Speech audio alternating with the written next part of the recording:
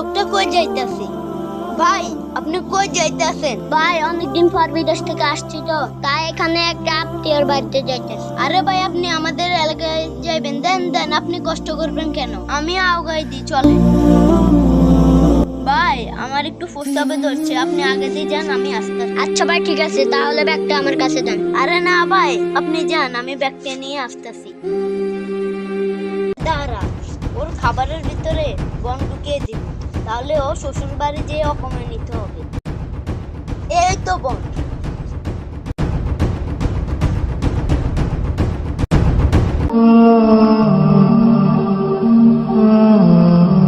ভাই, আপনি কি এই বাড়িতে যাবেন? হ্যাঁ, আমি এই বাড়িতেই যাব।